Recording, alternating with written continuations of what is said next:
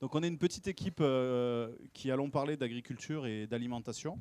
Alors moi il y a eu un petit cafouillage sur le titre, mais on ne va pas se formaliser. En tous les cas, on va parler de ces sujets. Donc vous avez eu le titre pour atteindre la souveraineté alimentaire, créer 300 000 emplois agricoles. Alors on ne va pas se focaliser sur les emplois agricoles. Je suis désolé pour ceux qui viennent spécifiquement pour cette question, parce qu'en fait on avait travaillé sur un autre titre qui est face aux crises, garantir la sécurité alimentaire. Mais il n'y a pas de souci. Je vous présente très rapidement les intervenants, parce que si c'est eux qui le font, on va prendre trop de temps. Et ils ont déjà plein de choses à raconter. Donc tout à gauche, on a Dominique Paturel qui est chercheuse en sciences de gestion, fraîchement retraitée de l'INRAE et membre du collectif pour la démocratie alimentaire.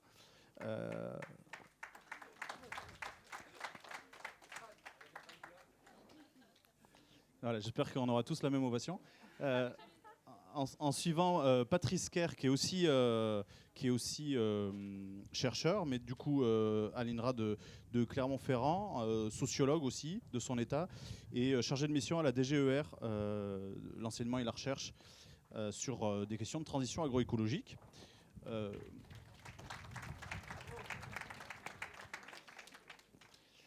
Voilà, donc moi je suis Barthélémy, je co-anime le livret thématique agriculture et alimentation, et je suis agronome, donc je m'occupe de l'animation de ce débat.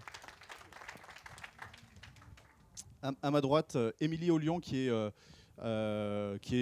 doctoresse en sciences animales, zootechnicienne pour le dire plus simplement, et aujourd'hui qui a des activités de consulting et de formation en agroécologie et en transition vers cette agroécologie auprès de collectifs d'agriculteurs.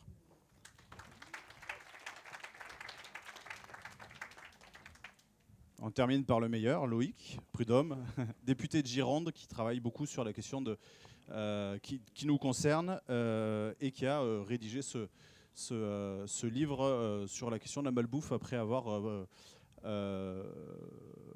présidé une enquête parlementaire, une commission d'enquête sur la malbouffe.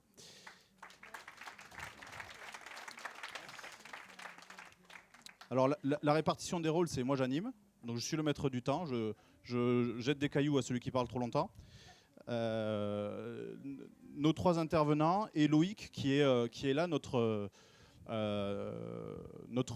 élu qui va regarder avec son œil de législateur, son œil de député, les présentations des trois intervenants. Et donc il va y avoir une mise en dialogue entre les apports et les réactions de Loïc. Voilà, donc je vous propose de commencer par Patrice, qui va nous parler des rapports entre humains et non humains face à l'Anthropocène. Merci Barthélémy. Vous m'entendez là? Là.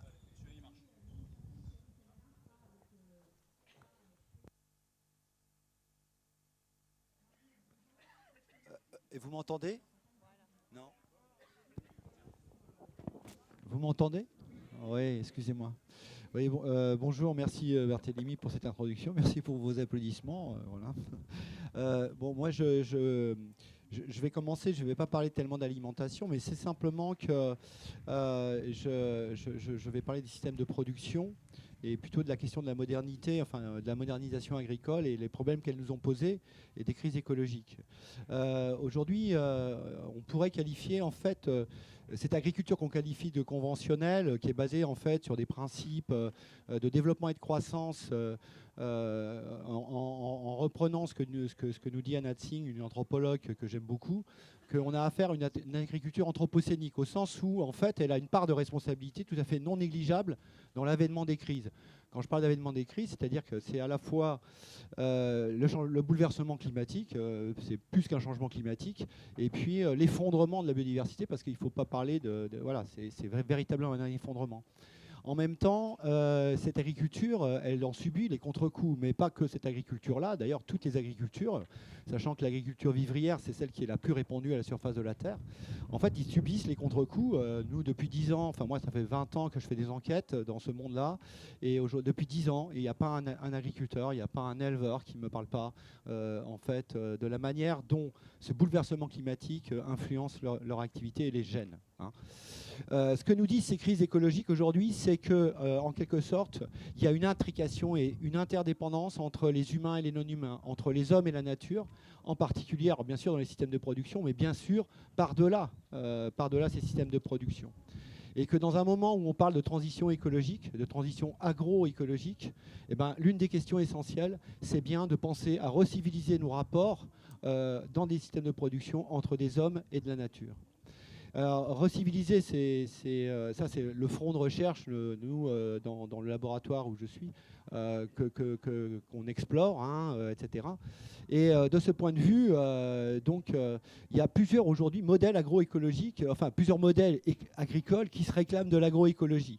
Et ça va de systèmes qu'on appelle l'agriculture de précision, l'agriculture 3, 4, 5.0, donc qui en fait délègue une façon de se représenter la nature, enfin la réalité à des artefacts et une technologie, jusqu'à la biodynamie, en passant par l'agriculture biologique, ou la biodynamie où vous avez des entités qui peuplent le monde avec ce qu'on appelle une sémiologie, enfin des signes. Et on peut bien comprendre que là, entre cette agriculture de précision et cette biodynamie, par exemple, eh bien, le genre de civilité entre l'homme et la nature ne sont pas tout à fait pareils. Donc tout ne se vaut pas. Tout ne se vaut pas. Et le problème, c'est que comment est-ce qu'on peut dire que tout ne se vaut pas? Pour cela, il faut aller regarder du côté de ce qu'a été la modernisation agricole. Et la modernisation agricole, en fait, en quelque sorte, ce n'est pas simplement un processus d'industrialisation, de standardisation et d'intensification. C'est une proposition d'un nouveau monde, d'un type de rapport au vivant, d'un type de rapport au monde, d'un type de rapport entre les hommes et la nature, et que ce modèle il a largement été diffusé. Alors, on pourrait dire, mais pourquoi est-ce qu'on en parlerait? Pourquoi est-ce qu'on continuerait d'en parler? On continue d'en parler parce que ce système, il est extrêmement puissant. Alors, c'est pour ça que je vais revenir sur ce qu'a été cette modernisation. La modernisation, elle a été à la fois, en fait, l'inscription d'une agriculture vivrière du mi-temps du siècle dernier, dans un système à la fois capitalistique et naturalisé. Naturalisé au sens anthropologique, j'y reviendrai. Alors, capitalistique, simplement, il s'agissait de transformer, de réduire les êtres en tant que ressources naturelles en biens échangeables contre de l'argent, ces êtres devenant le capital de l'exploitation. Dans le même sens, pour cela, il fallait aussi que, du point de vue des pratiques, il fallait qu'on transforme, en fait, on maximise la capacité de productivité de la fonction d'utilité, le lait, la viande, le fromage, etc., moyennant quoi? Moyennant, en fait, les intrants chimiques, biotechniques, etc., artefactuels, etc., pour optimiser cette fonction d'utilité.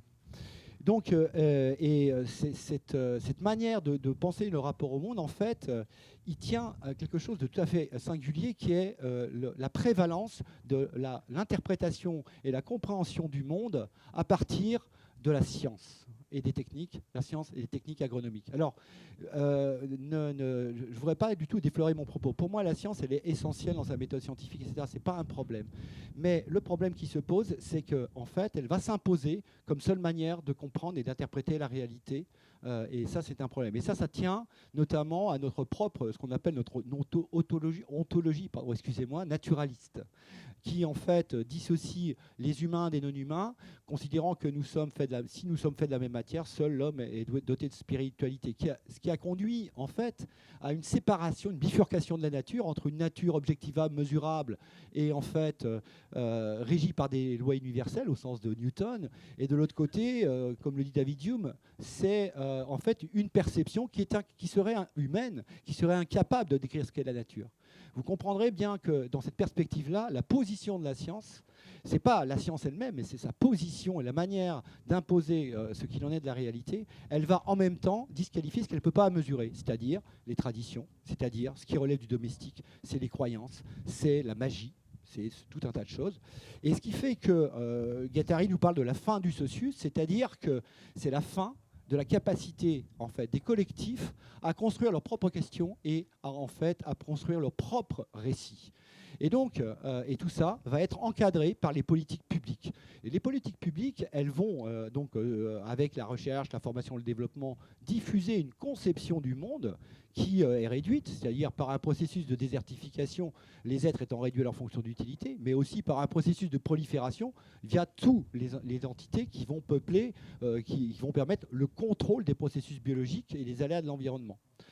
Donc, en fait, et elle va utiliser pour contrôler ça, en fait, l'expertise, à la fois économique et à la fois scientifique et agronomique. Donc on a une sorte de composition, d'interprétation du monde qui va se faire au détriment finalement, je dirais, des corps à corps quotidiens que livrent les agriculteurs et où ils développent toute une sémiologie, toute une façon de penser ce rapport au vivant qui va être en fait éludée parce qu'il n'est pas maîtrisable. Dans ce processus-là, il est très clair qu'on voit poindre en fait trois façons de penser la réalité. Celle de la science, celle de la sphère politico-administrative et celle des acteurs qu'on appelle phénoménologiques. Le problème, la modernité, en fait, elle a fait prévaloir les deux premiers au détriment des seconds. Aujourd'hui, on est dans une situation de crise. Et le problème, c'est que la promesse de la modernité, de faire de la science ou du politique, de la sphère politico-administrative, la capacité à nous dire ce qu'il en est de la réalité, de la manière d'y agir, pose problème. Pose problème pourquoi? Tout simplement parce que la recherche, aujourd'hui, elle fait proliférer les entités. Non pas que ce soit mal, ce n'est pas le problème, mais qu'aujourd'hui, en quelque sorte, en fait, compte tenu de la multiplication des fonds de recherche, comme le dit Pierre Montebello, en fait, la manière dont la connaissance se constitue et rend les connaissances qui ont été produites de plus en plus incompatibles les unes avec les autres. C'est-à-dire qu'on en sait plus, mais on comprend moins. En même temps, elle produit des choses incroyables, le microbiote, des entités globales, mais tout ça, c'est insaisissable. Ni c'est insaisissable par l'économie, c'est insaisissable par les outils de suivi et de contrôle de la sphère politico-administrative qui continuent en fait de se référer, c'est-à-dire qu'il n'y a pas de microbiote par exemple dans les règles sanitaires, mais il n'y a que des pathogènes. Donc les microbes sont des pathogènes. Donc on a une forme de réduction de la réalité qui pose problème. Aujourd'hui, l'enjeu, c'est quoi? L'enjeu, c'est de remettre en dialogue. Ce n'est pas de dire qu'il y aurait quelque chose qui vaudrait plus que l'autre, mais par contre, il y a la nécessité de remettre tout ça en dialogue. Les différentes... Ouais, je termine. Je termine. Je lui balance une pierre. Pourtant, j'essaie d'aller vite. Hein. Mais je veux finir mon propos en disant simplement que cette mise en dialogue, seulement, elle pose problème parce qu'aujourd'hui, quand on parle de sciences collaboratives depuis plus de 15 ans, hein, etc. Sauf que comment est-ce qu'on collabore quand d'un côté, c'est les chercheurs qui posent la question et en même temps, eux, ça fait 15 ans qu'ils travaillent sur la question et de l'autre côté, on demande, alors j'exagère, à des éleveurs de nous donner sur leur point de vue 15 minutes sur un post-it, il y a quand même une dissymétrie et il faut la rétablir. Et donc, nous, du point de vue de la recherche, en sciences humaines, en sociologie, en anthropologie, c'est de dire, en fait, il faut réhabiliter la manière dont, en fait, les acteurs sont en train de vivre et est-ce qu'ils ne sont pas en train d'éprouver de nouvelles formes de civilité avec le vivant qui seraient compatibles avec les limites planétaires. Dans ce système-là, ça nous oblige à une approche pragmatique. Ça veut dire quoi? Ça veut dire qu'on va prendre au sérieux, on va regarder le monde à travers les yeux de celui qui agit au quotidien. Un exemple simple, c'est qu'un jour, il y a, à côté d'un bâtiment, il y a une prairie. Normalement, les animaux sortent au printemps et le mec, il ne met pas ses animaux dehors. Il ne les met pas. Et pourquoi est-ce qu'il ne les met pas? Il me dit, tu comprends, les veaux, ils ont la diarrhée. Et j'ai demandé aux vaches et elles m'ont dit, écoute, les veaux sont pris par l'esprit de la nécropole. Moi, est-ce que je crois aux fantômes? Pas sûr. Hein, je ne vous le dirai pas. D'ailleurs, je ne suis pas sûr d'y croire. Mais le problème, c'est que je ne peux pas comprendre objectivement pourquoi il ne met pas ces animaux si je ne peuple pas le monde de cet individu par les fantômes qui peuplent son monde. Et donc, ça, il faut le prendre au sérieux. En tout cas, lui, dans son système, il n'y a pas de problème. Donc ça, c'est le premier élément. Donc tous les travaux qu'on a faits depuis 15 ans, on a révélé un certain nombre de choses et un certain nombre d'autres façons de se présenter qui puisent dans des ontologies qu'on ne retrouve que chez les Gwich'in en Alaska ou dans les populations indigènes au Kamtchatka, etc., qui sont des reviviscences finalement d'animisme, d'analogisme, etc. Et c'est de ce côté-là. Alors, par contre, en rendre compte, ce n'est pas forcément suffisant. En rendre compte, ce n'est pas forcément suffisant. Voilà. Alors, je vais vous lire pour terminer et conclure. Ouais, pour conclure, je vais vous lire simplement, pour vous rendre compte, un verbatim d'une éleveuse qui fait partie d'un groupe de biodynamiciens et pour vous montrer qu'il existe bien d'autres façons de se comporter à l'égard de vivants. La nature, on n'y est pas assez. Mettez-vous à la place des estives, c'est des prairies, hein, où jamais personne ne vient te voir. On vient juste te voir pour te manger, là, comme une bête. L'été, où il y a un chargement de malades, où tu te fais piétiner. Tu te reposes pendant l'automne, tout l'hiver, où tu ne vois encore personne, et hop, c'est reparti pour le printemps. Mais vous croyez que les prairies, elles ont envie de... Enfin, qu'elles se font plaisir? Non. elles sont en train de se laisser mourir. Donc ça, c'est une éleveuse qui en fait reprend l'exploitation de son père, qui n'est pas du tout dans le même monde. En parlant à la place de la prairie, elle montre comment les prairies pensent. À partir du moment où on montre comment les prairies pensent, ça veut dire qu'on attribue à ces entités-là, en fait, une intériorité, un soi, qui n'a strictement rien à voir avec le soi humain. C'est-à-dire que ce n'est pas du tout de l'antispécisme. Il y a de la mort là-dedans. Ce n'est pas du tout un problème, mais il la négocie. Donc on voit bien qu'il y a des choses nouvelles qui apparaissent. Voilà. Donc je terminerai. Je sais bien, c'est bien pour ça que je l'ai refilé. Et je terminerai simplement, c'est qu'aujourd'hui, quand on rend compte de tout ça, ça ne suffit pas pour pouvoir mettre en action. Et qu'aujourd'hui, il y a un enjeu, c'est que nous, ce qu'on essaie de faire, c'est de transformer ces résultats de recherche en dispositifs d'action publique. Et ça suppose une nouvelle forme, en tout cas, de mise en travail et en fait de mise en politique, en quelque sorte. Voilà, je vous remercie. En fait, c'est pas terminé. On s'est mis d'accord sur un planning et en fait, les chercheurs savent négocier, pied à pied. Ils y arrivent très bien. Mais du coup, je vais te redonner la parole juste vraiment très rapidement parce qu'en fait, j'essaye de faire. C'est hyper intéressant, mais on est parti dans les esprits. Je voulais revenir sur des choses plus prosaïques et puis en lien avec notre sujet. Je voulais te demander le lien que tu peux faire entre cette modernisation de l'agriculture finalement et la dynamique de population des agriculteurs eux-mêmes, puisqu'on observe une diminution importante de cette démographie. Et voilà, donc cette modernisation qui entraîne la mécanisation des systèmes. Tu nous as parlé d'agriculture de précision, de plein de choses comme ça. Et voilà, est-ce qu'il n'y aurait pas un lien et presque une volonté, un dessein? Alors, bon, la question, on l'avait préparée. Hein. Non, mais je me suis longtemps posé la question, est-ce qu'il y a un dessin? Je ne sais pas. En fait, je ne sais pas. Ce qui est sûr, c'est que sortir l'agriculture vivrière, il fallait faire des exploitations qui soient en fait au modèle du développement de l'époque, il fallait forcément les agrandir. Et que ça supposait en fait de réduire drastiquement le nombre d'exploitants agricoles. Ça, c'est certain. Maintenant, il y a eu des effets compensateurs, je pense notamment à l'enseignement agricole, parce que en fait, tous les fils et filles d'agriculteurs vivrières, c'est eux qui ont été, ils ont suivi des formations, c'est eux qui sont devenus les techniciens, les ingénieurs, les chercheurs qui ont encadré l'enseignement encadré l'agriculture. Maintenant, je pense que pour prolonger la question, puisque c'était 3 minutes, hein, donc je me dis, mais aujourd'hui, il y a un vrai potentiel si on veut relocaliser, etc. Il y a nécessité en fait qu'il y ait plus d'agriculteurs, ça c'est certain. Sauf qu'on va être confronté à un problème colossal.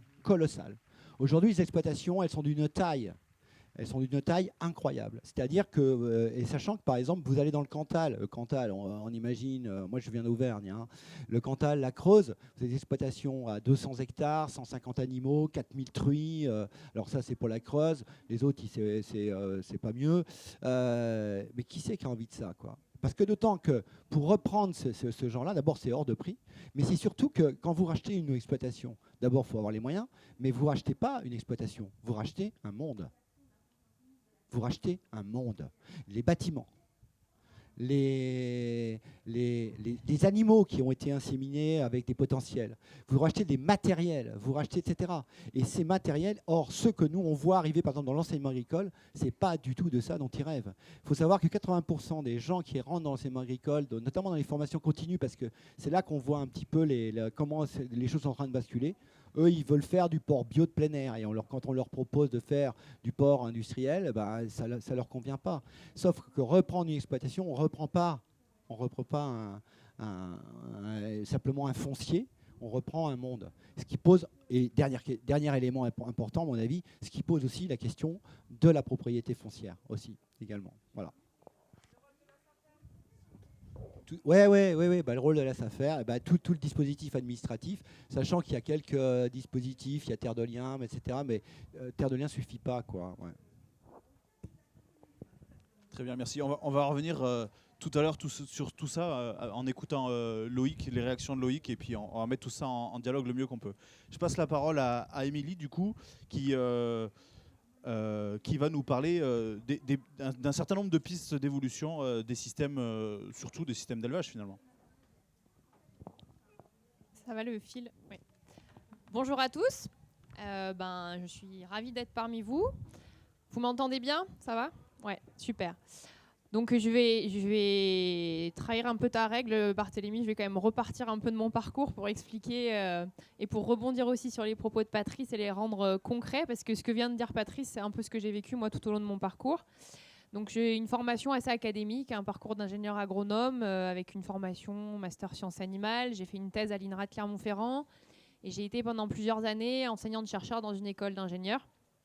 Et j'ai quitté ce monde académique pour diverses raisons, mais notamment parce que je manquais cruellement de temporalité d'action réelle, c'est-à-dire que je passais beaucoup de temps à regarder les trains passer et je me disais mince, en fait là le train il est en train de foncer dans le mur et moi je suis toujours en train de le regarder passer et tout le monde me dit ouais c'est super, hein, tu le regardes vachement bien passer, mais du coup là le mur il se rapproche et moi je voyais pas trop l'intérêt. Donc du coup ça fait 3 ans maintenant que je travaille à mon compte et que je travaille sur des projets d'accompagnement de terrain, de collectifs d'agriculteurs. Je forme également des conseillers d'élevage sur les méthodes d'accompagnement au changement. Donc, j'ai travaillé pendant plusieurs années sur la question de comment accompagner les agriculteurs déjà en place vers des changements de pratiques, vers tout ce qu'on peut appeler agroécologie. Donc, je vais revenir un petit peu sur cette question de l'agroécologie. En quelques mots, en fait, on peut mettre un peu tout ce qu'on veut derrière. Grosso modo, si je fais rapide, j'imagine que vous avez tous déjà un peu réfléchi à la question de l'agriculture et que si vous êtes là, c'est que ça vous intéresse. En gros, il y a sortie de la guerre, nécessité de produire, les gens avaient faim. Et la modernité, la promesse de la modernité dont parlait Patrice, c'était vraiment l'idée qu'un bon agriculteur devait être celui qui déplafonnait les rendements. Il faut vous rendre compte que cette réalité qui date de 1945, c'est aujourd'hui toujours la réalité des agriculteurs. C'est-à-dire qu'aujourd'hui, le bon travail agricole dans 80% des exploitations que je rencontre, c'est celui, ce que disait Patrice, c'est celui qui déplafonne les rendements, c'est celui qui maximise la productivité du facteur de production. Donc quand on est en agricole et quand on est en élevage, le facteur de production, c'est l'animal, principalement. Donc le meilleur, c'est celui qui fait pisser le plus de lait à la vache, c'est celui qui fait les meilleurs... on appelle GMQ, donc gain moyen quotidien, faire prendre le plus de masse aux animaux. C'est celui qui déplafonne les rendements des cultures, c'est celui qui aura le plus de stock, c'est celui qui aura le plus gros silo de maïs, etc. etc. Donc il faut vraiment se rendre compte qu'on rentre, quand on rentre dans le monde agricole, on rentre dans un monde de dogmes et de culture ancré depuis 2 générations là-dessus. Et c'est très présent parce que l'agriculture, c'est un monde éminemment familial. Et du coup, on transmet aussi cette culture de la réussite et du bon travail. Ça, c'est très important parce qu'aujourd'hui, les agriculteurs travaillent principalement seuls. Et du coup, le bon travail, il est évalué déjà par soi-même et par le regard des voisins aussi autour de chez soi. Donc, il y a ça, et il y a la propreté de la ferme. Vous rentrez dans une ferme où il y a quelques orties, quelques kénopodes qui traînent, ça ne fait pas propre. Donc on va sortir le pulvé et puis on va pulvériser. Voilà.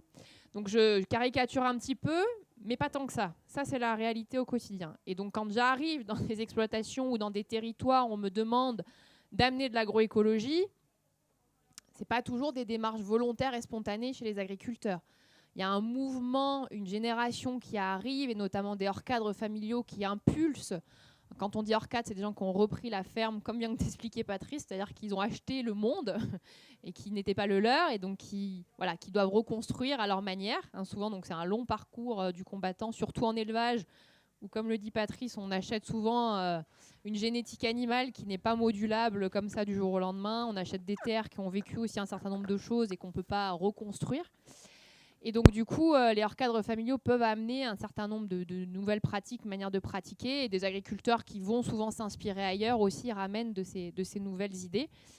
Et donc, moi, mon travail, c'est d'aider à accélérer, pour une majorité d'agriculteurs, la mise en œuvre de l'agroécologie. Donc, c'est simplement, je vais le résumer très simple, en élevage, le schéma conventionnel d'après-guerre, c'est exprimer le facteur de production, donc exprimer la production à l'animal. Pour exprimer la production à l'animal, il faut lui assurer une ration constante et un confort dans des bâtiments constants. Donc on maîtrise tout, on contrôle tout, on met les animaux dans des boîtes et on leur donne à manger toujours pareil, et comme ça on fait bien cracher. Et puis après, faut les produire, ces aliments. Donc du coup on demande au sol, de se démerder, quoi. On amène des intrants, on amène des engrais, on amène et peu importe ce qui se passe, on fait produire au sol, quoi. L'agroécologie, c'est faire l'inverse. C'est-à-dire, tiens, je suis dans un terroir, je suis dans un environnement, j'ai un sol, il a des propriétés, il fonctionne. Du coup, je vais essayer de les comprendre, puis voir ce serait quoi le plus intelligent à mettre en place sur ce sol-là par rapport à mon climat, à mon environnement.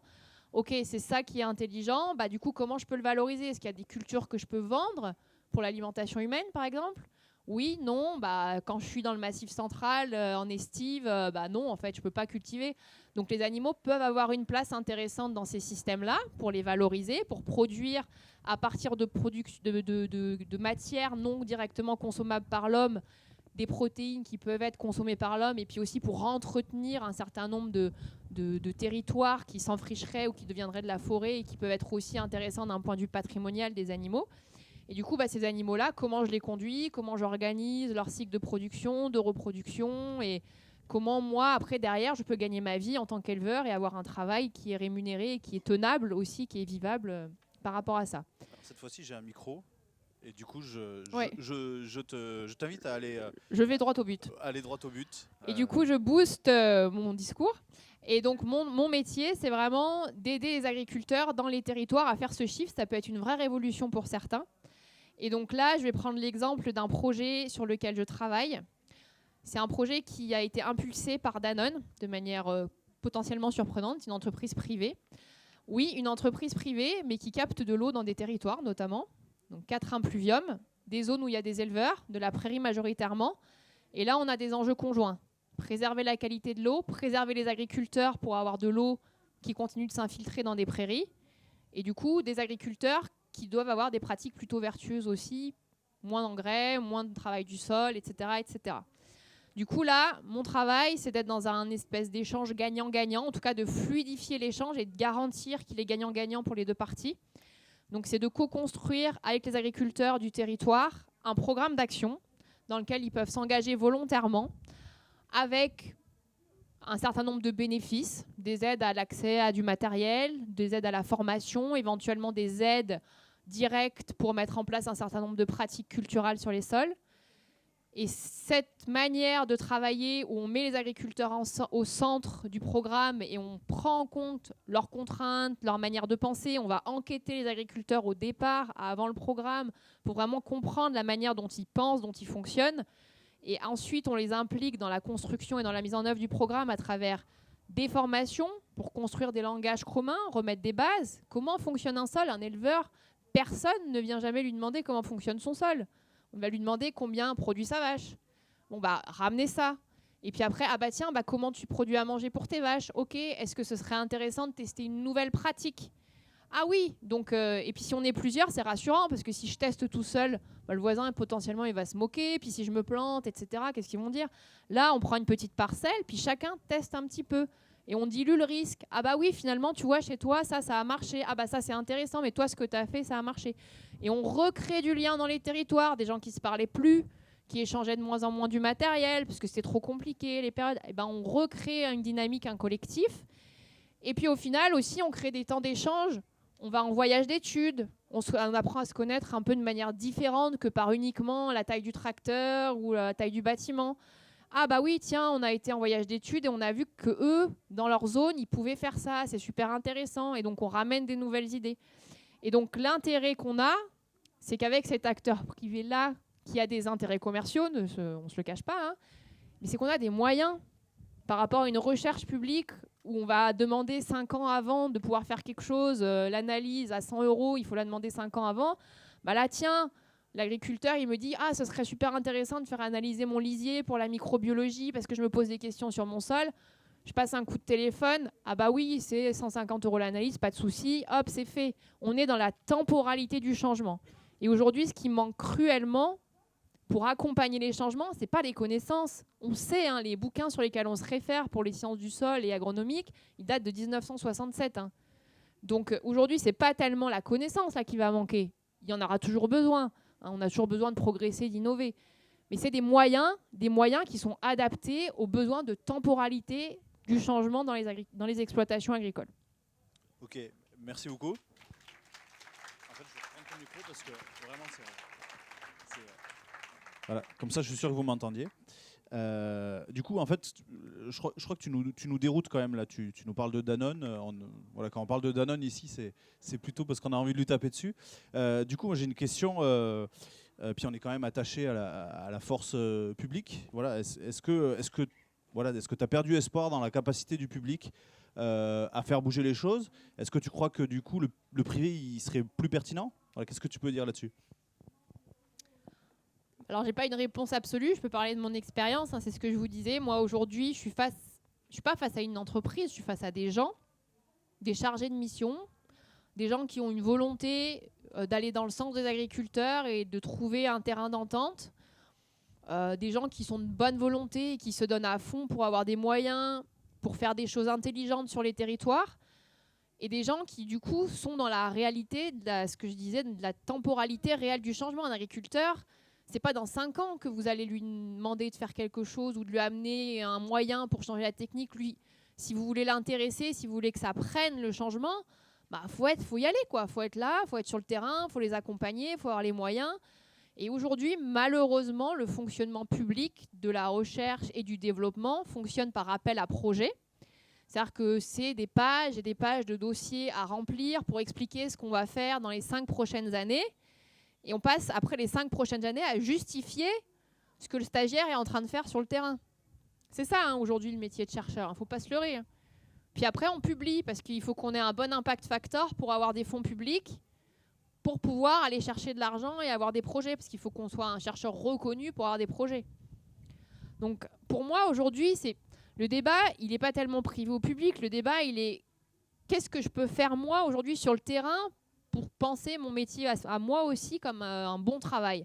Aujourd'hui, j'ai plus de facilité avec des entreprises privées, clairement. Parce qu'aujourd'hui, ces entreprises-là, Danone, on peut en parler, mais c'est la première entreprise à mission de France. Voilà, je ne sais pas ce que ça veut dire réellement concrètement, mais en tout cas, dans ces projets-là, ils ont mis des moyens. Bon, ils ont licencié leur PDG entre-temps, donc je ne sais pas si on aura encore beaucoup de moyens les années à venir, mais en tout cas, voilà, on profite de cette opportunité-là et je pense que ça peut être le moyen aussi de repenser comment la recherche ou les fonds publics peuvent venir alimenter cette transition et comment les fonds doivent être investis. Parce que ça, c'est un réel enjeu pour l'avenir. Le politique, il aurait toute sa place d'un point de vue réglementaire notamment. Les changements, la première manière d'impulser un changement, c'est une réglementation sur le terrain. Moi, j'ai des agriculteurs qui me disent là, je viens de reprendre 60 hectares sur une aire de captage. Ouais, mais j'ai le droit d'utiliser du glyphosate. Ils sont sales, ces 60 hectares. Il a fait n'importe quoi, l'agriculteur, avant. Il n'y a que du chien dent. Ils ne savent pas reconnaître un chien dent d'un régras d'une fétuque, mais c'est pas grave. Il faut qu'on nettoie tout, tant qu'on a le temps d'utiliser encore le glyphosate, parce que c'est encore autorisé. Le jour où c'est plus autorisé, ils ne l'utiliseront plus, et puis voilà, c'est tout. Donc aujourd'hui, le problème du public, c'est qu'il est quand même intimement lié au privé, par les lobbies aussi. Donc, je pense qu'il y a beaucoup de choses à faire par rapport au lobby de l'agribusiness aussi à ce niveau-là, quoi. Bon, on a rhabillé les chercheurs pour l'hiver. Vous ne servez à rien. Et on a donné un sacré... on a tendu une sacrée perche à Loïc pour réagir tout à l'heure sur la question de la recherche publique. Alors... j'ai raté une étape quand même dans la présentation en introduction, c'est qu'en fait on voulait vous dire que on a une vision de toutes ces questions-là qui est systémique, c'est-à-dire que là on a surtout parlé de la production, de l'amont, mais en réalité voilà, la production elle a un dessin, c'est nourrir l'homme en quelque sorte, et donc on parle de système alimentaire, de système agroalimentaire, et du coup parler de la production sans parler de sa consommation, ça n'a pas de sens à nos yeux, voilà. Et donc Dominique, elle est là pour rattraper cet impair et nous parler d'un projet sur lequel elle travaille depuis de nombreuses années, la sécurité sociale de l'alimentation, auquel on pourra ajouter durable, voilà. Donc je lui donne la parole, pareil, même cahier des charges, je vais être... j'ai aucun moyen de te couper la parole parce que c'est toi qui as le micro, mais je te demande de respecter les 7 minutes qu'on s'est données.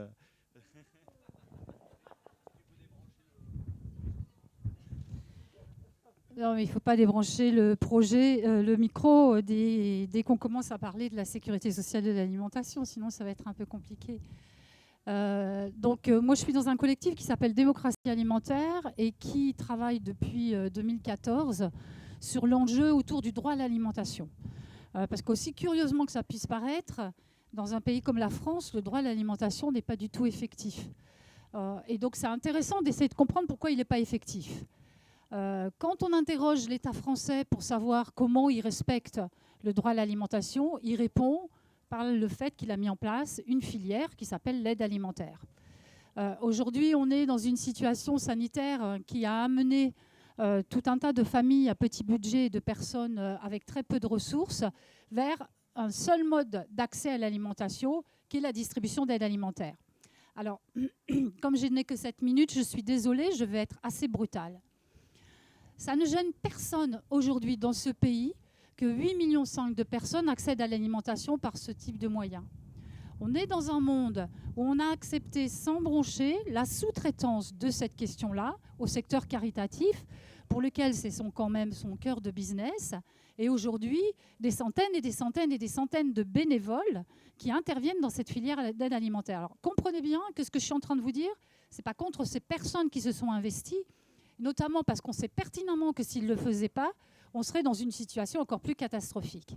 Mais en tout cas, pour un pays qui se revendique de la démocratie, accepter que pratiquement 16% de sa population vienne manger quelque chose qui vient par une filière, et je dis très clairement que c'est une filière, dont le rôle et la fonction est celle de prendre sa place dans un système productiviste. L'aide alimentaire, ce n'est pas une question de bons sentiments et de gentillesse ou d'attention ou de je ne sais pas quoi.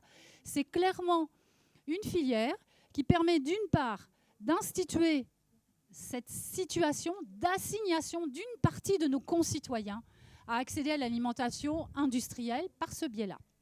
Alors aujourd'hui, on est dans une phase de modernisation de cette filière de l'aide alimentaire, à savoir que dans le plan de relance, il y a eu un soutien très fort, y compris en particulier d'habiliter des nouveaux opérateurs qui vont nous ramener le fait qu'ils vont s'approvisionner de façon beaucoup plus gentille en s'appuyant sur de la production locale et en essayant de faire en sorte qu'il y ait des produits meilleurs et surtout des comportements un peu plus dignes à l'ensemble des populations qui viennent.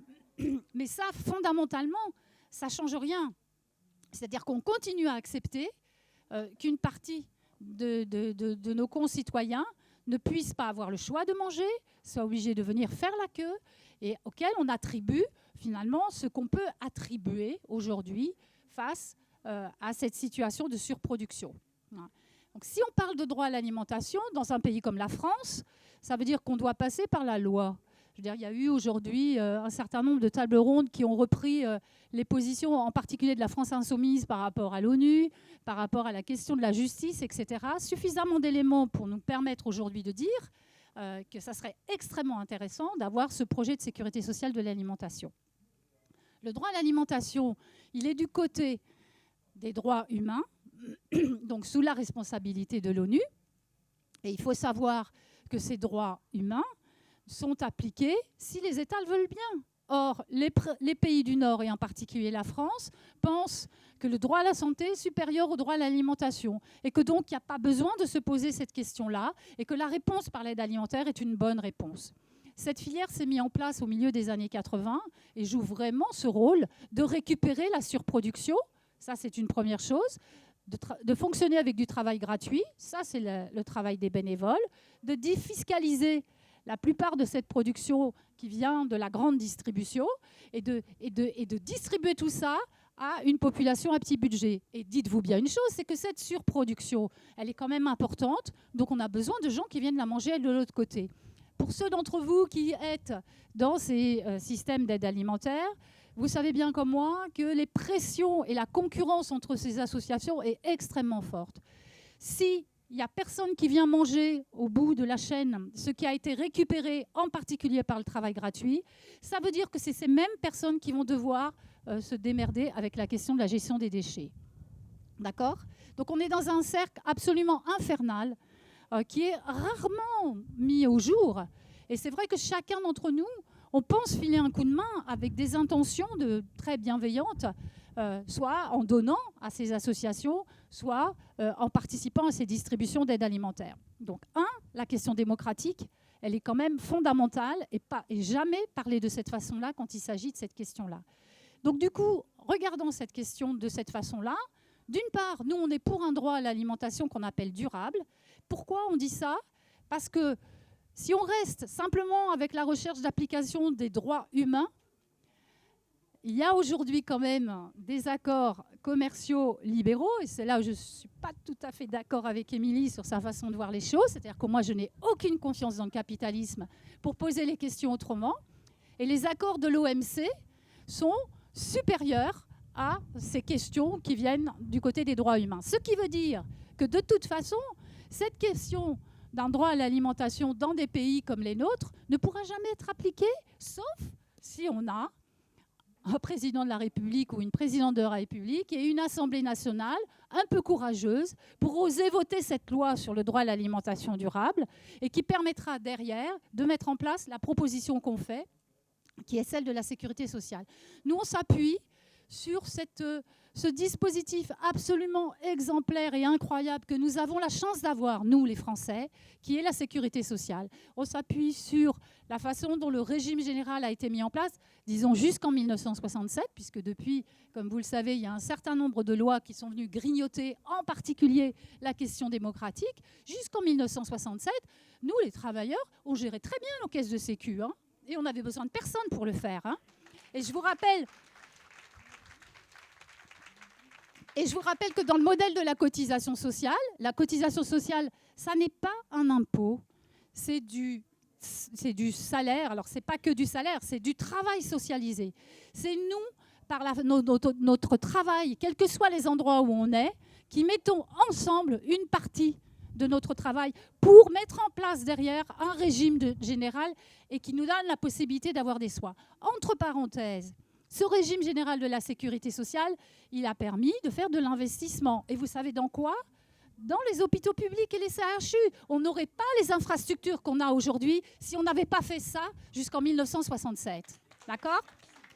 Donc, on est capable. Donc, nous sommes capables dans ce pays d'avoir un engagement démocratique sur la façon dont nous voulons répondre à nos besoins vitaux, et en particulier à cette question de l'alimentation produite dans des conditions correctes et soutenables. Ce régime de sécurité sociale de l'alimentation, nous on propose qu'il soit sur ce modèle-là, donc droit à l'alimentation, d'accord. Je vous donne juste les trucs fondamentaux, et puis éventuellement, si vous posez des questions, je répondrai. Voilà. 3 choses importantes. Le droit à l'alimentation comme fondement de leur droit à l'alimentation, et nous on rajoute durable pour faire une rupture avec cette vision du droit à l'alimentation. Le droit à l'alimentation durable voté à l'Assemblée nationale. 1. 2. Financement par la cotisation sociale. 3. Mise en place de quelque chose que nous on appelle les groupes locaux d'alimentation durable, qui est sur le modèle des caisses primaires de sécurité sociale, où là on va travailler sur le conventionnement, c'est-à-dire qui on conventionne, là où on habite, dans les échelles où on est, à partir des besoins qu'on a, comment on réinvestit dans la relocalisation d'un certain nombre de filières ou dans la discussion avec des filières longues. Il ne faut pas être dans une vision bobo qui serait de penser qu'on va juste répondre avec des AMAP. Donc bien réfléchir à tout ça. Et à partir de ça, construire ensemble le modèle d'accès à l'alimentation qu'on pourrait avoir, nous, dans ce pays. Sachez qu'aujourd'hui, il y a quand même pas mal de gens qui s'intéressent à ce projet, y compris à l'étranger, et qu'on est regardé assez attentivement sur la façon dont ce projet va progresser dans les arènes politiques.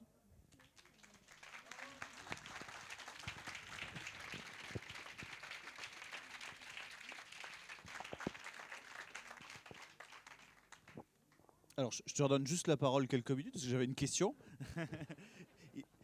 Et puis après, on écoutera Loïc, qui a sûrement plein de choses à nous dire.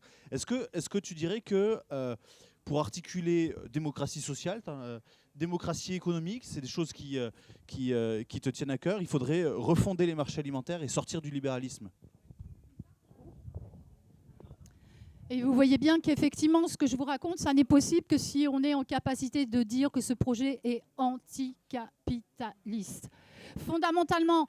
Et ça ne veut pas dire qu'on n'a pas de marché, mais simplement le choix du marché qu'on a, ce n'est pas le marché libéral. Voilà. Et on ne pourra pas avancer sur effectivement ces questions de système alimentaire sans le marché, mais pas celui qu'on nous propose aujourd'hui. Ça me paraît évident. L'autre point sur lequel je voudrais juste insister un tout petit peu, c'est de dire que la question économique, elle est super importante et tout le travail de la démocratie économique, en particulier, il a été développé par Réseau Salariat et par Bernard Friot. Ils ont donc, allez voir ce qu'ils ont fait parce que c'est super intéressant. Nous, on est beaucoup sur la question de la démocratie sociale parce qu'on a tendance à la mettre de côté et à penser que c'est quelque chose de pas important. D'autant plus que dans la question de l'alimentation, comme par hasard, nous sommes beaucoup de femmes. Et donc, pour éviter de se retrouver encore une fois dans une situation d'exclusion des arènes de décision, nous pensons que cette question de la démocratie sociale, elle est fondamentale et que la question économique, elle est encastrée dans la question sociale. Et ce dont nous avons à discuter, c'est bien de la façon dont nous voulons ou pas faire démocratie sociale.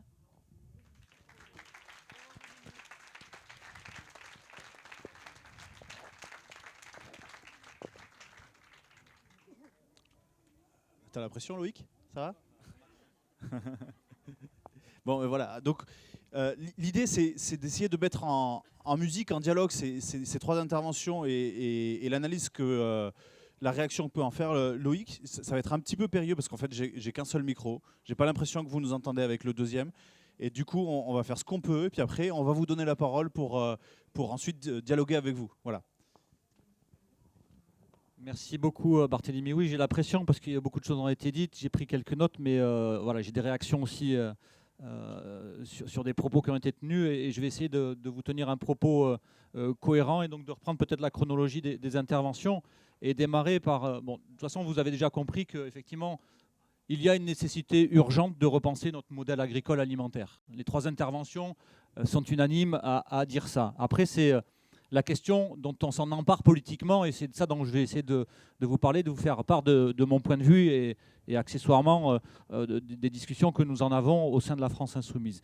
Alors, sur les propos de Patrice, c'est effectivement de partir de ce constat que, c'est ce qu'il a dit, il y a d'autres vérités possibles.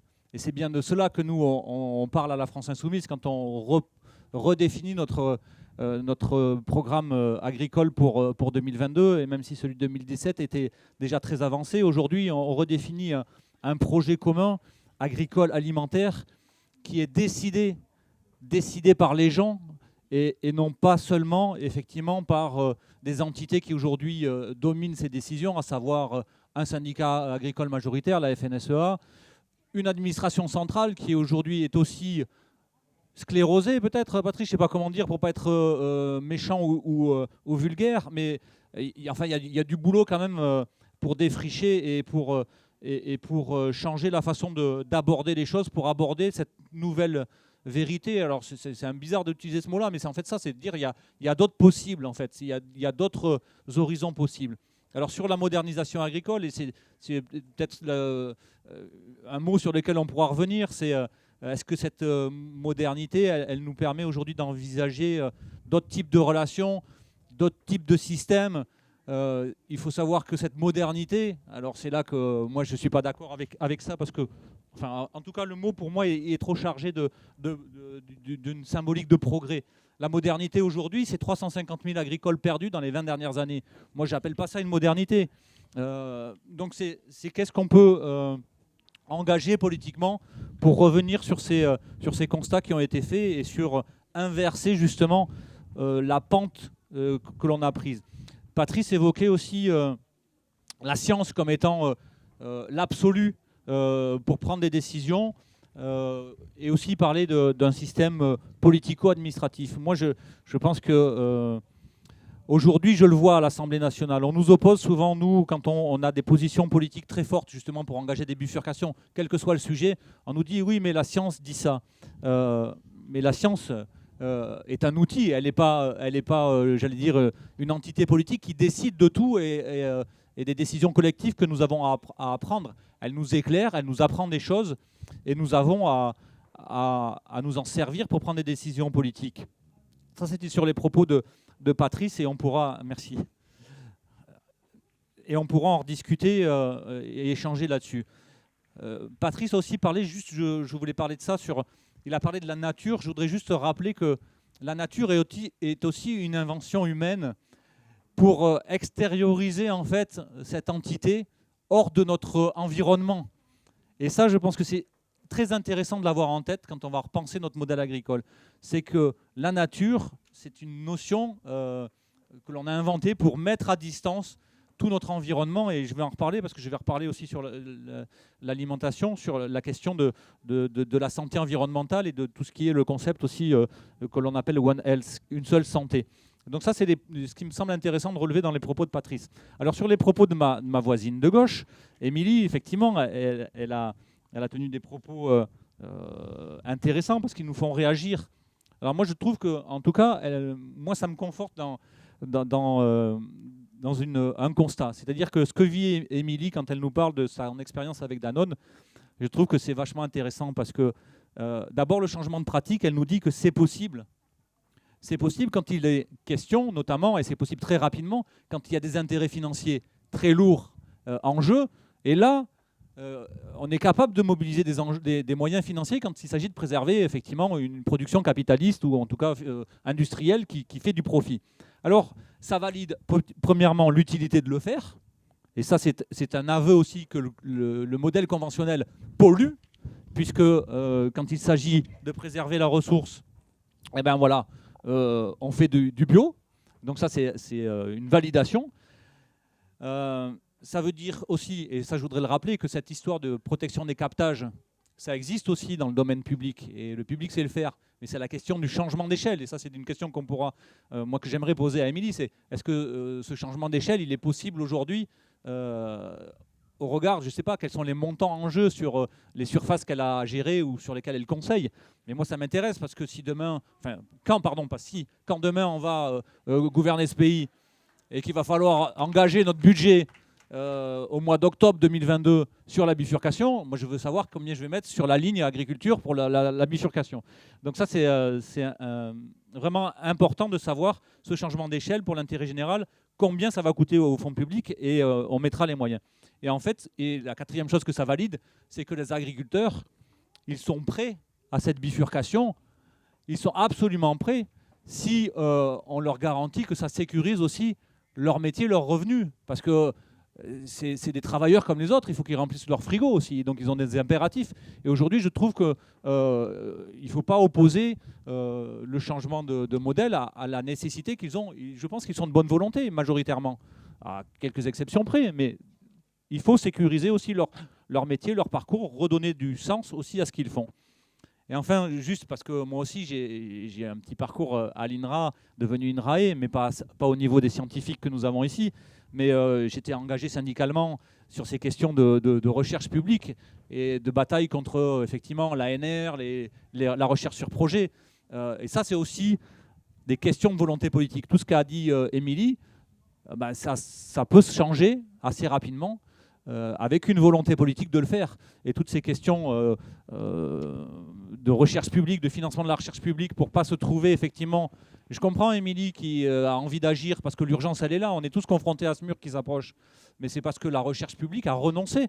Et la puissance politique a renoncé à donner les moyens à la recherche publique, à faire du travail de recherche avec des financements récurrents, où on ne vous dit pas tu fais des projets de recherche avec des mots-clés, parce que c'est ces mots-clés-là qui sont repris par l'ANR pour pouvoir avoir tes fonds de recherche, mais parce qu'il y a des recherches récurrentes à faire et que c'est le rôle de l'État et d'un État fort de pouvoir financer cette recherche publique. Merci Émilie. Il me manque un bras, et ça je pense que si on pouvait aussi dans notre modèle agroalimentaire de recherche pouvoir nous faire pousser un troisième bras, ça me serait parfois très utile. Et le glyphosate doit aider, donc je regrette mon vote contre le glyphosate et m'être battu un jour de mai jusqu'à 3h du matin pour qu'il l'empêche. À l'heure qu'il est, j'aurai un troisième bras dans le dos pour tenir la feuille. Je m'excuse vraiment d'avoir fait ça, je ne le referai plus. Et enfin, sur la dernière intervention, celle de Dominique, parce que pourquoi on se bat pour un nouveau modèle agricole? Effectivement, c'est pour, in fine, avoir une autre production alimentaire, une autonomie alimentaire. En tout cas, nous, c'est notre projet politique, autonomie alimentaire, le droit au choix de l'alimentation. Et ce qu'a rappelé Dominique, c'est aujourd'hui, c'est 5 millions habituellement de gens qui sont à l'aide alimentaire, c'est 8,5 millions avec la crise Covid, c'est juste incroyable, c'est presque 15% de la population, je ne sais plus exactement. Et donc la question de la sécurité sociale de l'alimentation, elle est bien évidemment intéressante. La question, c'est quand on va avoir pris le pouvoir le 24 avril 2022, et c'est là-dessus qu'on a des grandes discussions avec Dominique et que parfois on se chicane un petit peu, c'est que comment on met en place une sécurité sociale de l'alimentation où il va falloir donner accès à une alimentation saine, produite localement par notre modèle agricole, alors qu'on n'est pas en capacité aujourd'hui de faire bifurquer en quelques semaines, en quelques mois, tout le modèle agricole. C'est-à-dire que moi, mon souci, c'est que au 25 avril 2022, on aura 2 ans, enfin c'est l'objectif qu'on va se donner, c'est en 2 ans comment on fait cette bifurcation. Et dans les 2 ans, effectivement, il va falloir mettre la main dans le cambouis, mettre des expérimentations sur cette sécurité sociale alimentaire, peut-être autour des, moi ce que je défends, c'est les projets alimentaires territoriaux qui mettent en relation toutes les entités, le mangeur, comme on l'appelle, qui est pour nous le centre, c'est-à-dire le citoyen, qui a besoin d'une alimentation saine. Et comment on décline ces besoins, en fait, c'est pour arriver après à dire quel modèle agricole on veut. Donc, et ça, ça rejoint ce que je disais tout à l'heure sur la nécessité d'avoir un modèle agricole qui protège, et quand je parlais de nature et d'environnement, qui protège l'environnement, qui protège notre santé, parce que sur cette question de pas de choix alimentaire, il n'y a pas que l'aide alimentaire qui nous interdit un choix à notre alimentation. Je veux dire, la précarité, la paupérisation, la pauvreté vous contraint à acheter des alimentations de merde, parce que je ne sais pas comment les appeler autrement, de la malbouffe, qui contiennent des calories creuses, voilà, et qui vous provoquent des maladies chroniques. Et on l'a chiffré, c'est dans la commission d'enquête que j'ai menée, présidée à l'Assemblée nationale, c'est 50 à 60 milliards d'euros par an que ça coûte à notre système de sécurité sociale. Et là, ça rejoint, c'est que ces 60 milliards d'euros, eh ben, on va pouvoir en faire quelque chose de plus intéressant que de soigner des maladies chroniques. C'est-à-dire qu'on va pouvoir agir en amont pour que notre modèle agricole en bénéficie. Donc voilà, en quelques mots, hein, tu me dis, Barthélémy, je pense que je suis déjà au-delà du... Tu vas reprendre le micro. Et juste pour terminer, le projet politique que porte LFI là-dessus, c'est ça en fait. On a les moyens, on a toutes les connaissances, on a des connaissances scientifiques, on a les connaissances empiriques dont parlait Patrice. C'est-à-dire que sur voilà, de longue date, depuis la nuit des temps, il y a des pratiques agricoles qu'il faut aussi qu'on se réapproprie. Et on n'a jamais été plus informé, plus scientifiquement solide pour engager cette bifurcation.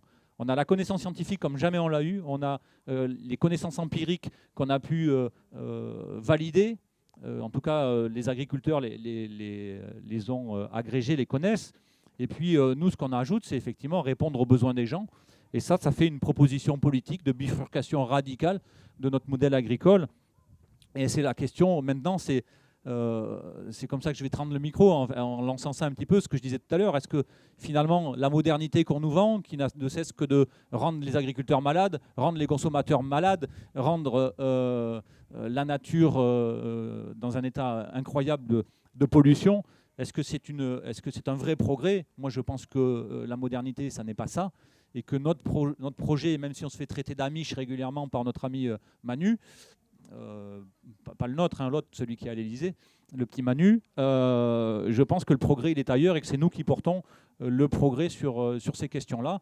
Reste maintenant à les articuler, à les construire entre toutes ces questions-là, la réalité que vit le monde paysan, le monde de la recherche, la réalité aussi de l'alimentation aujourd'hui dans notre pays. Et on a les moyens aujourd'hui de réaliser une bifurcation qui porte du progrès. Et ne parlons plus de modernité, parlons d'un progrès voulu démocratiquement, parce que Dominique a parlé de l'Assemblée nationale, et je pense que c'est aussi là-dessus que nous, on pourra s'appuyer, une volonté populaire forte pour changer tout le modèle et remettre les choses à l'endroit. Voilà, je vous remercie. Excuse-moi, Barthélémy, si j'étais un peu long.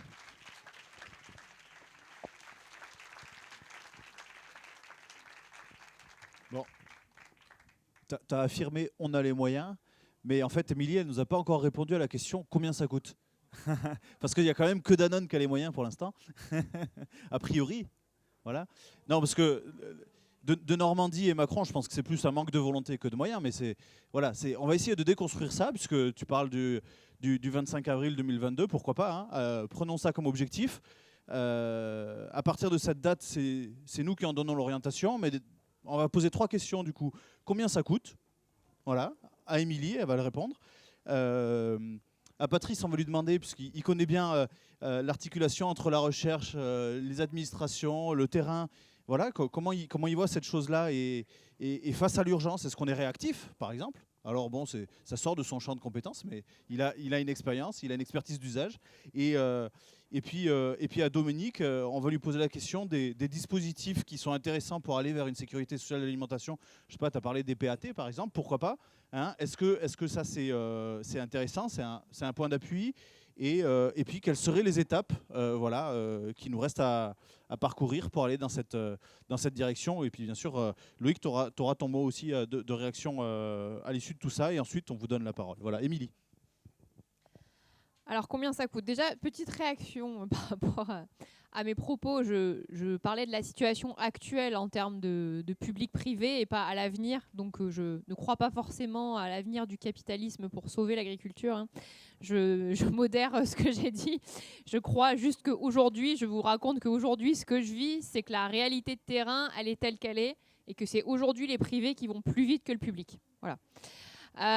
Je reviens sur le combien ça coûte. Alors aujourd'hui, pour vous donner un ordre d'idée, c'est l'équivalent, je ne sais pas si vous êtes calé en politique agricole commune, mais sur les aides à la transition, l'équivalent est autour des MAE, voilà, zéro phyto, donc on est entre 80 et 100 € d'aide à l'hectare pour 4 années de transition. Donc moyennant 55 000 hectares, voilà ce que ça peut représenter pour la France, sachant que les défis ne sont pas les mêmes selon les régions, forcément. Et que dans les zones de grande culture, moi, je n'y ai pas encore trop mis les pieds.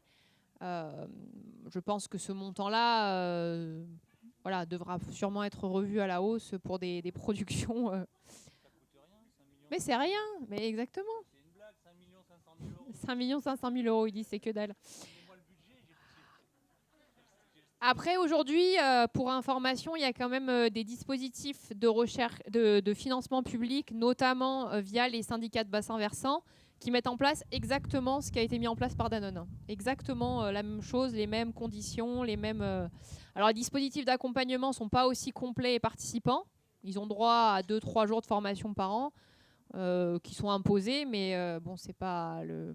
Ce qui est important aussi pour moi, ce qui est important et ce que je veux remettre au centre du discours, c'est au-delà des moyens financiers. En fait, c'est pas que le revenu qui va sécuriser l'agriculteur. Ce qu'il faut avoir en tête, c'est que c'est surtout la capacité à recréer du lien dans le territoire avec sa profession, à se réapproprier la connaissance de son terroir, à comprendre en fait ce qui se passe, pour essayer de prendre le temps d'agir à bon escient plutôt que d'agir pour agir. Et ça, c'est un vrai changement de posture pour l'agriculteur. C'est un vrai changement de posture pour toute la profession du monde agricole, donc les conseillers aussi, qui étaient un petit peu arrivés en prescripteurs. Donc aujourd'hui, comment est-ce qu'on réoriente toute cette profession? Et c'est aussi arriver à changer. Enfin, je ne sais pas si vous avez l'occasion d'aller dans des sommets agricoles, ce genre de choses. Enfin, la sclérose, elle est là, quoi. C'est qu'aujourd'hui, il y a un monde économique capitaliste qui vit sur la dépendance des agriculteurs aux intrants et au matériel. Donc, en fait, les agriculteurs, c'est plus qu'une question de leur propre libre arbitre. C'est une question, en fait, de pression sociale, politique et économique quotidienne dans les fermes. Il peut y avoir 10 à 15 technico-commerciaux qui passent par semaine dans une ferme. Et donc, nous, ce dont on parle là, pour moi, c'est au-delà des aides, c'est aider à retrouver une autonomie intellectuelle, en plus que d'une autonomie en intrants et un fonctionnement écologique sain dans les exploitations. Et cette autonomie intellectuelle, aujourd'hui, elle n'est pas outillée, elle n'est pas financée. Et il y a une vraie lacune, et Patrice, je pense qu'on pourra en discuter, dans l'enseignement public aussi par rapport à ça, hein. C'est exactement, on leur injecte la pensée. Et donc, moi, je suis tout à fait... je travaille beaucoup aussi autour du savoir et de la manière et du rapport que l'agriculteur peut avoir à son environnement et la valorisation de ces savoirs-là, quoi. Qu'ils soient... qui rentrent dans la case du savoir conventionnel académique ou qui rentrent dans la case du savoir empirique, pragmatique et qui conforte l'agriculteur et qui le rassure et qui lui donne de la sérénité dans ses choix, c'est toutes ces pistes-là qui sont à conforter et explorer. Donc pour moi, la transition, elle est peut-être un peu financière, elle est surtout centrée autour de l'accompagnement de l'autonomie et de l'autonomisation. Et un dernier point, parce que la question ne m'était pas posée, mais je rebondis dessus. Pour rebondir sur ce que tu disais, Loïc, sur la question du... Tu disais notre projet politique, au centre, c'est les mangeurs. Et moi, j'aurais envie d'aller un peu plus loin et de dire qu'au centre, c'est quand même le sol, hein, avant le mangeur. Parce que si on démonte nos sols, ben, on n'aura plus jamais rien à manger. Donc ramener aussi une cohérence de gestion des territoires et des populations en rapport avec l'alimentation locale qu'on va avoir, enfin, pour moi, il ne faut pas l'oublier. C'est-à-dire que si le mangeur il a envie de manger n'importe quoi, ou s'il y a beaucoup trop de mangeurs par rapport au territoire, on n'arrivera jamais à tenir ce dispositif-là, il ne sera pas tenable. Et donc, moi, je n'ai pas la réponse, hein, mais en tout cas, la réaction que ça me donne par rapport à ton propos, c'est que moi, dans mon quotidien, ce que je vois, c'est qu'un sol dégradé, c'est foutu, en fait. C'est trop tard. Là, aujourd'hui, on a des sols avec 0,2% de matière organique. Il faudrait 50 ans d'apport de fumier, de bois compostés pour leur redonner vie. Donc, c'est des sols morts. Des sols morts, c'est pas à manger, hein. C'est plus rien. Donc, pour avoir des mangeurs, il faut des sols. Et pour avoir des sols, il faut des bonnes pratiques. Bon, ben,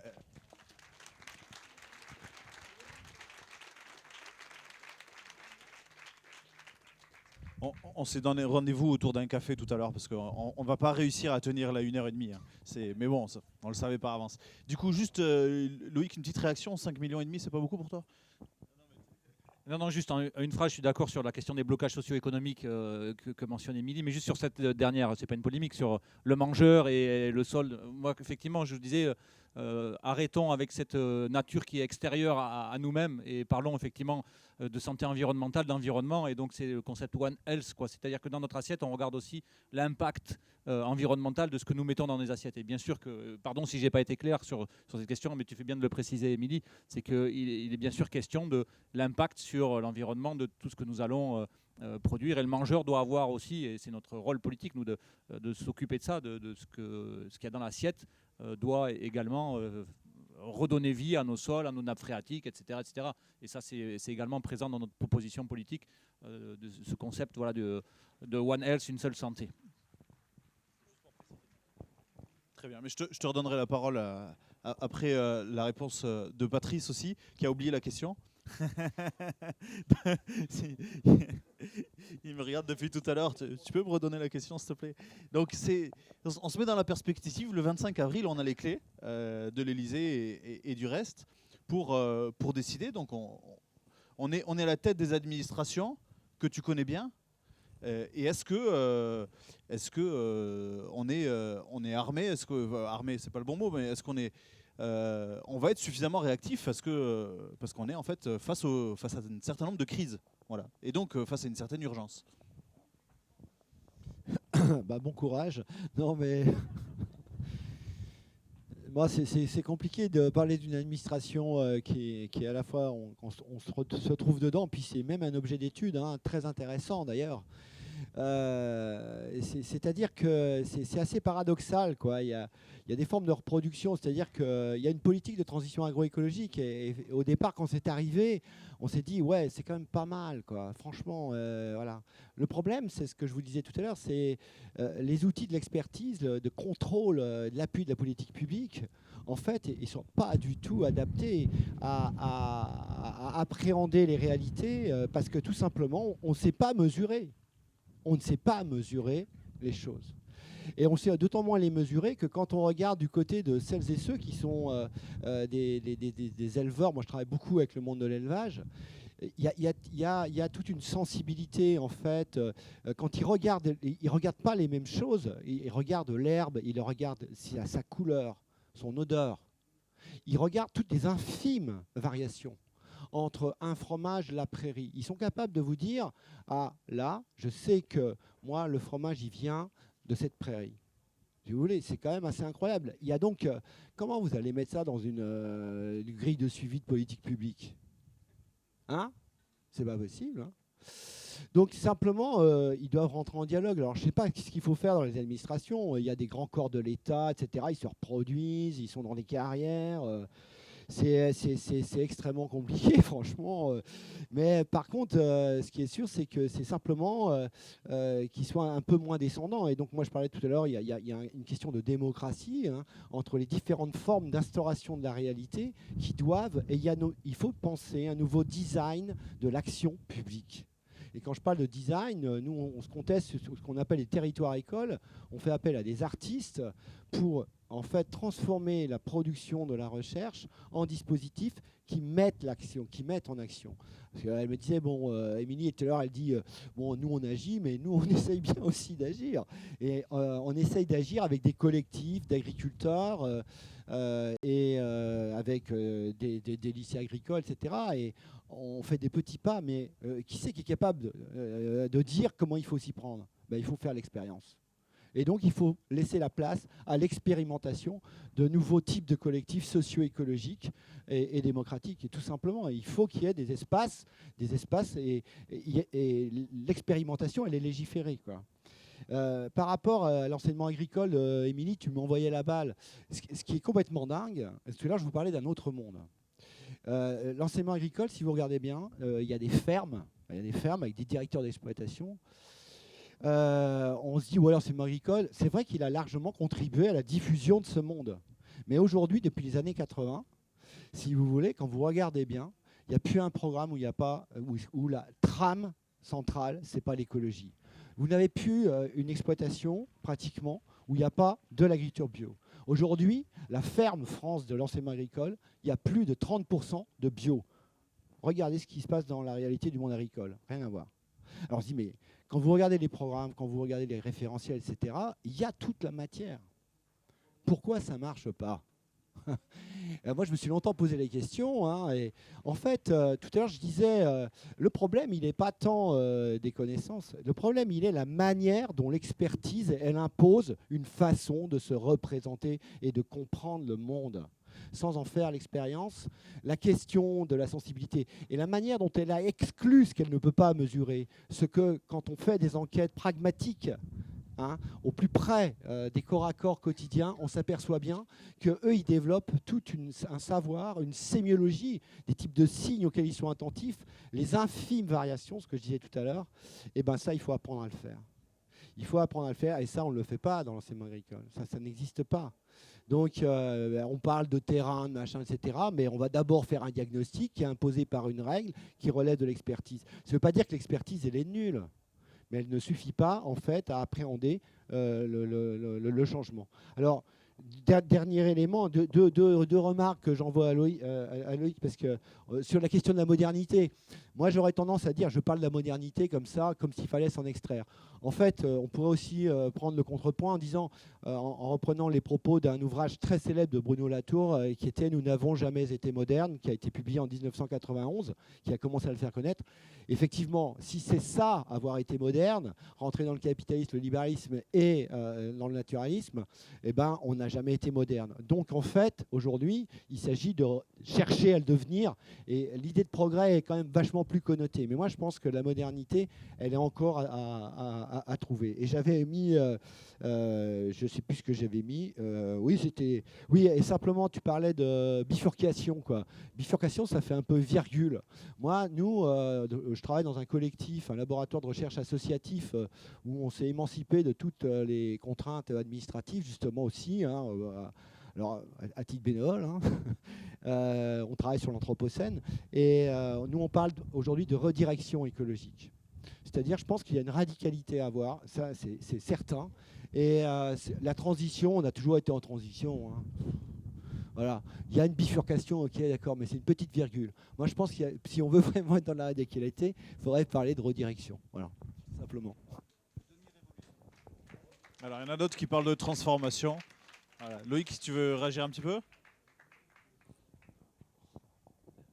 Oui, juste pour cette question sémantique sur bifurcation, redirection. Moi, je suis partisan d'une demi-révolution. Pourquoi? Parce que la révolution, c'est quand vous faites un tour sur vous-même et finalement, vous revenez au même point. Donc, on en fait une demi, on fait 180 degrés. Et voilà. Mais la redirection, tu peux la rediriger dans le mauvais sens aussi. Donc, Donc voilà, mais je pense qu'on est d'accord sur le fond, sur le fait qu'il faut changer de paradigme. Tu as évoqué juste les nouveaux collectifs et ça a peut-être faire le lien avec le propos de Dominique après. Moi, je suis un fervent partisan de muscler les projets alimentaires territoriaux qui me semblent être aujourd'hui un outil mal utilisé, que nous, on pourrait se réapproprier parce que du coup, en les finançant mieux, en revoyant d'une manière assez forte la manière dont ils sont dirigés, c'est-à-dire remettre effectivement les mangeurs, les citoyens à la tête de ces projets alimentaires territoriaux, qui puissent les décider. Et on a aussi vécu une expérience malheureuse en Gironde, et les camarades ne sont pas là, mais ils ne sont pas loin. Ils avaient fait monter un projet alimentaire territorial porté par des citoyens, et ça a été retoqué parce que justement, ce n'était pas porté par des institutionnels, et ça, c'est un vrai problème. Et donc, dans notre proposition politique, nous, on dit les projets alimentaires territoriaux, il doit y en avoir, je crois qu'on a écrit un tiers, Barthélémy, je ne sais plus, il me semble, c'était au mois de juillet, mais c'est déjà loin, qu'au moins 30% des projets alimentaires territoriaux soumis à des demandes de financement soient réservés à des projets alimentaires territoriaux portés par des citoyens, parce que ça c'est aussi un moyen de se réapproprier toute la chaîne du coup, du début jusqu'à la fin, en disant quel type de production et selon quelle modalité ils souhaitent que ce soit fait. Voilà, juste rapidement. Allez, la dernière réponse pour toi Dominique, et ensuite on donne la parole au public. Non, mais ça fait rien, je vais répondre à Loïc. Moi, je vais reprendre la discussion aussi à partir de ce que Loïc a dit, parce qu'on a quand même souvent eu l'occasion de discuter. Et tu m'as souvent dit, ton projet de sécurité sociale, voilà, dès qu'on est élu, on ne va pas pouvoir le mettre en place. Donc, il faut réfléchir à des mesures, ou en tout cas des choses qu'on pourrait mettre en place. Bon. Donc, moi, je vais te répondre là-dessus. Voilà. Alors, d'une part, tu as fait référence à la question du One Health. Bon, qui est aujourd'hui un concept qui reprend la vision de la santé au sens large, dans une vision circulaire entre les hommes et la nature, la planète, les générations futures, etc. Donc, moi, je situe mon propos dans un truc que j'ai appelé processus rétrofuturiste, à savoir, je prends en compte l'histoire longue, c'est-à-dire les conditions dans lesquelles on s'est déjà battu pour obtenir un certain nombre de choses, la situation dans laquelle on est aujourd'hui, sur laquelle on a quand même un peu d'expertise, et la projection qu'on peut avoir dans le futur. Donc, je suis désolée, ça s'appelle comme ça pour moi. Voilà. Et donc, je reviens sur un truc un peu basique. Démocratie alimentaire, ça veut dire reprendre la main sur les systèmes alimentaires. Alors, c'est vachement simple, ce que je vous dis, évidemment, hein, mais ça veut dire concrètement comment on se met ensemble pour pouvoir regarder ce qu'on a dans nos assiettes et les conditions dans lesquelles ça a été produit. Alors ici, on a beaucoup parlé d'agriculture, mais pour arriver jusque dans nos assiettes, on a aussi de la transformation et on a aussi de la distribution. Ça veut dire que ces acteurs-là de la chaîne alimentaire, ils sont super importants. Ils sont super importants et on l'a bien vu au moment du premier confinement, la question de la logistique a été quelque chose de fondamental et qui a mis plein de gens dans des difficultés pas possibles. Donc ces questions-là, il s'agit de reprendre la main dessus. Il ne s'agit pas seulement... Bien évidemment, la discussion sur le modèle agricole est super important, mais il ne s'agit pas que de ça. Et dans le collectif national pour une sécurité sociale de l'alimentation, il y a effectivement la Confédération paysanne qui est très présente. Et aujourd'hui, on voit bien que si on n'avance pas dans la discussion avec ces autres activités de la chaîne alimentaire, on va avoir du mal à faire des propositions qui nous permettront de reprendre la main sur le système. Donc ça, c'est une première chose. Et comme on est dans le One Health, nous, on pense que la question de l'alimentation a complètement sa place, du coup, dans la sécurité sociale. Et on la met sur la partie de la sécurité sociale qui ne fonctionne pratiquement pas, qui est la question de la prévention. Puis si on décide que l'alimentation est un élément fondamental de la santé, eh bien, cette organisation qui s'appelle la sécurité sociale doit mettre au service de ce projet l'ensemble des moyens qu'elle n'utilise pas en matière de prévention. Et donc, on a réfléchi à une proposition très concrète autour de l'aide alimentaire, parce que c'est quand même celle qui nous pose le plus de problèmes. C'est-à-dire comment on la supprime. Comment on la supprime, on ne va pas faire ça tout de suite comme ça d'un seul coup. On se rend bien compte de ce que ça peut provoquer comme chaos derrière. Et on propose justement déjà de regarder clairement quelle est la population qui a vraiment besoin, non pas de cette aide alimentaire, c'est-à-dire distribution des denrées, mais ce qu'on a appelé assistance alimentaire, c'est-à-dire quelque chose de plus large, c'est-à-dire que ce n'est pas juste des denrées, mais il y a des gens qui auraient plus besoin qu'on leur donne les moyens de faire la cuisine eux-mêmes et qui puissent devenir autonomes à ça, que simplement de leur distribuer des denrées alimentaires.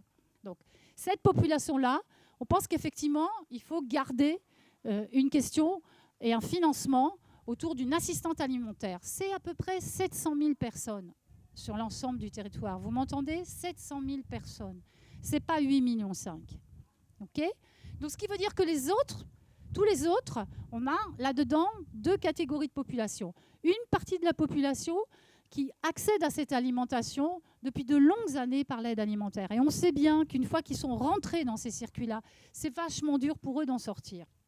Donc il va falloir prendre un petit peu plus de temps et on va continuer à faire cette distribution, mais on va petit à petit leur montrer aussi comment on peut se réapproprier son accès à l'alimentation et on a développé un certain nombre d'outils là-dessus. Et on a une 3e catégorie, notamment celle qui est arrivée avec la crise sanitaire. Clairement, ils sont là parce que la question des revenus économiques est centrale. Alors, entre parenthèses, les gens qui vont à l'aide alimentaire, s'ils y vont, c'est parce qu'ils ont des problèmes de fric. Hein. Ce n'est pas parce qu'ils ne savent pas faire la cuisine. Hein. D'accord ? Bon. Mais voilà. Et cette population-là, on propose de mettre en route une allocation mensuelle sur le modèle des allocations familiales.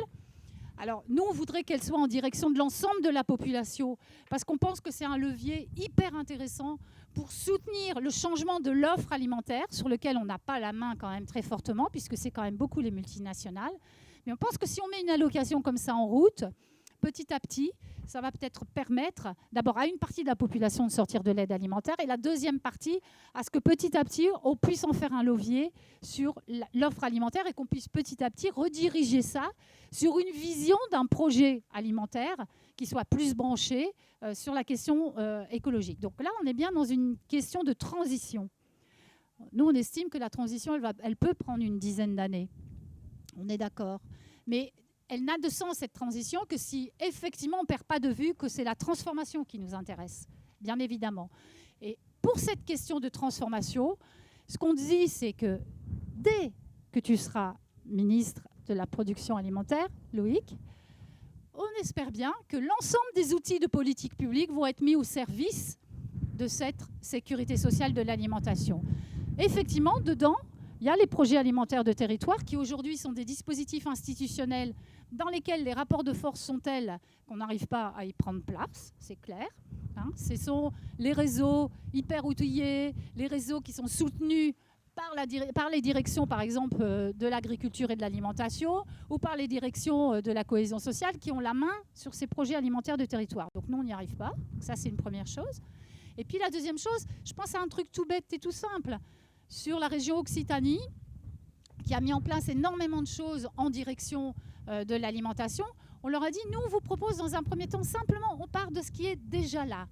Et quand je dis déjà là, ça veut dire que c'est ce qu'on fait en utilisant la sécurité sociale. On part de ce qui est déjà là. On se réapproprie ce déjà là. Et dans ce cadre-là, il y a 2 outils qui nous paraissent fondamentaux. Un, les marchés d'intérêt nationaux, dont la fonction est d'avoir cette fonction de régulation sur la circulation des marchandises pour nous permettre à tous d'avoir accès à une diversité de produits. Si on n'a pas ce dispositif de régulation, je vous assure que les gens du Nord vont manger leurs betteraves tranquillement. Et nous, dans le Sud, par exemple, nous, dans la région de Montpellier, on va continuer à picoler la production des vignes. Voilà. Donc ce dispositif-là, c'est un dispositif de politique publique. Il n'y a aucune raison qu'il ne soit pas au service de ce projet. Voilà. Et le deuxième outil qui est super important, c'est la restauration collective. L'État français a beaucoup investi là-dedans, que ce soit en direction des enfants, des lycéens, des étudiants ou de ses salariés. Et donc là, il y a quelque chose qui peut permettre de faire avancer la question. Et par exemple, on propose nous un truc tout bête et tout simple qui est de dire ces outils-là, ils fonctionnent 4 à 5 repas par semaine. Nous, on propose qu'ils fonctionnent pour tous les repas de la semaine. Et on propose, par exemple, pour l'ensemble des salariés qui vont manger à la cantine, d'avoir la possibilité de repartir avec leur petit gant d'eau du repas du soir. Et on peut imaginer que dans le cadre de cette restauration collective, il y ait cette offre alimentaire aussi bien pour les salariés, mais on peut imaginer que cette offre, elle soit aussi en direction d'un territoire autour de cette cantine.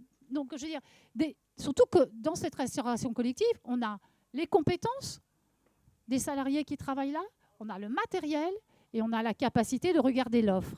En sachant Je suis d'accord, il faudra certainement mettre en place un peu de travail de formation pour arriver à aller vers ça de la part des équipes qui travaillent dans ces cantines. Je suis d'accord. Mais on peut se dire qu'il y a quand même une mobilisation qui peut se faire là-dessus.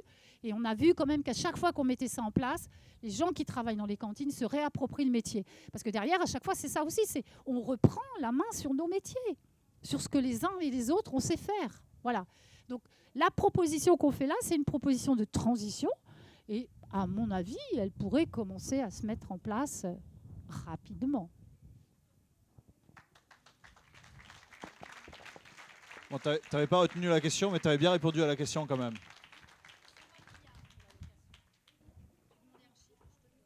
Okay. Alors du coup, je me lève pour tous vous voir. C'est à vous la parole s'il y a des questions. En fait, bon, finalement, on va continuer de parler. Mais par qui je commence là en fait? T'es le plus proche et t'as accès au micro. Et puis oui, on va alterner un homme et une femme. Hein. Un noir, un blanc aussi. Hein. Ok, merci. Moi, je voulais remercier tous les intervenants, mais surtout Madame Paturel, parce que pour moi, le travail sur la sécurité sociale de l'alimentation, ça nous ouvre un peu une nouvelle perspective avec enfin une grosse conquête sociale qui nous donne en même temps de refamiliariser les gens avec la notion de socialiser quelque chose et un levier pour la transition écologique qui est important. Et donc pour moi, c'est vraiment un de mes nouveaux chevals de bataille militants à ce sujet-là. Et par contre, je trouve que avoir besoin de gagner des élections pour arriver à commencer à mettre des choses en place, c'est prendre un risque qu'on peut plus se permettre avec l'urgence sociale et écologique.